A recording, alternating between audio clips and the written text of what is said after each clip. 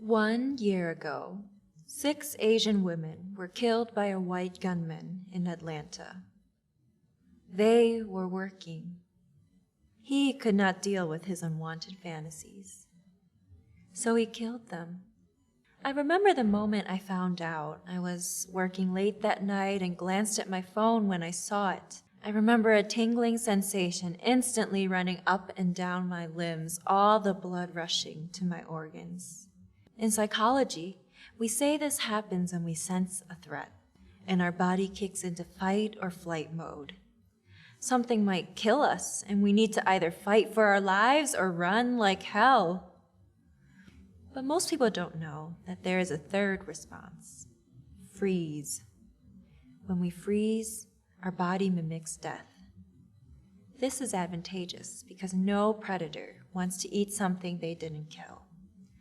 It might contain decay or sickness. To make sure it doesn't kill you, you have to be the one to kill it. For weeks, I felt tingly when I went outside. I live close to Chinatown and worried that someone might shoot it up.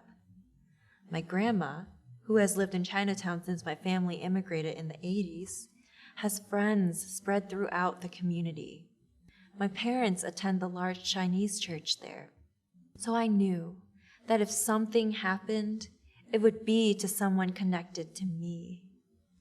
I worried because the names of the women who were killed sound a lot like my grandma's name, the names of the women in my parents' Bible study. 2 days after the shooting, my partner and I attended a vigil in Albany Park. It felt like a funeral. The haunting beat of the drums, the flickering candles that shuddered across the photos of the deceased. Afterwards, we decided to get dinner at Chosanok, a nearby Korean restaurant. As we walked up to the entrance, a former colleague of mine was on her way out.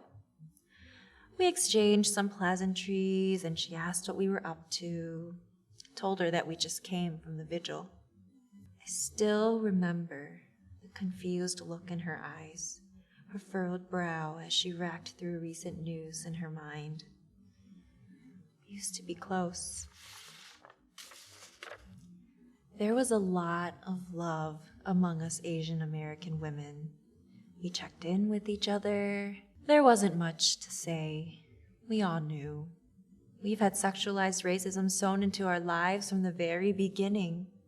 From the old white man who told 12-year-old me that he would climb me like a tree, to my high school friend's obsession with my hairless forearms, to checking whether the white guy I was seeing had yellow fever and dated a string of Asian women before me. Memoirs of a Geisha, yes, written by a white man. One of the only mainstream movies with an Asian woman lead, told the story of a poor Japanese woman who entertained men with her sexuality. She sold her virginity to the highest bidder before a patron raped her. These were the seeds of what happened in Atlanta. And suddenly, I saw what was sown in my life for what they could become. I did not feel safe. What hurt the most was how some people responded. Some were silent until my partner reached out and told them that they really should consider texting me. Some responded by sending a thoughts and prayers text.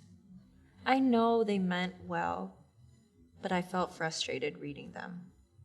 What happened to these women, to me, is violent, and the text felt too nice. These people seemed scared and wanting to keep emotional distance without admitting it. I was scared, and I did not have the option to keep emotional distance. I snapped and wanted to ask, what do you think about this? Do you wonder if I've ever experienced anything like this? What if letting you know if I need anything feels like I need to give you a step-by-step advocacy plan? And honestly, I'm still in shock. I realized that these relationships were not as solid as I believed they were. These people could support me if I felt stressed from work or had to downsize my wedding during the pandemic. They could not support me if I felt scared that someone might hurt me. I didn't realize I would feel so disappointed. That was a surprise. I learned to accept their limitations. I looked for support elsewhere. 1 year later, and I refuse to see us as two-dimensional, as society would have it. I will not expect us to move through our lives as if we are without history. Until you are ready to make space in your imaginations for the magnificence of Asian American women in our fullness, we will be here, getting shit done, finding a way, and spinning an abundance of love.